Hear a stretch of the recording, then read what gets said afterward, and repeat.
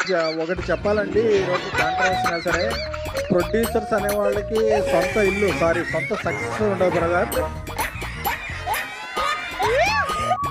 ఎందుకంటే ఒక cinema success అయితే ఆర్టిస్టులు తీసుకెళ్తారు, ఒక సినిమా సక్సెస్ అయితే డైరెక్టర్ డిస్ట్రిబ్యూటర్లో తీసుకెళ్తారు, కానీ ఆ సక్సెస్ మాదెట్ట అవదు కదా.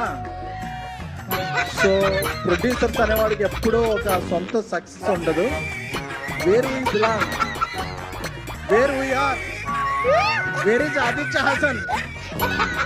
అందుకే చెప్తున్నా బ్రదర్, ప్రొడ్యూసర్లు ఎప్పటికీ కూడా వాళ్ళకి సొంత సక్సెస్ ఉండదు బ్రదర్. ఎందుకంటే ఒక సక్సెస్ బిలాంగ్స్ టు ఆర్టిస్ట్, ఒక సక్సెస్ బిలాంగ్ టు డైరెక్టర్, ఒక success belong to distributor. But producers ఎప్పుడూ ఇలాగే ఉంటారు, నెక్స్ట్ సినిమా ఫంక్షన్ ఏమైనా పిలుస్తూ వస్తారు తప్ప ప్రొడ్యూసర్ ఎవరికి సొంత సక్సెస్ ఉండదు బ్రదర్.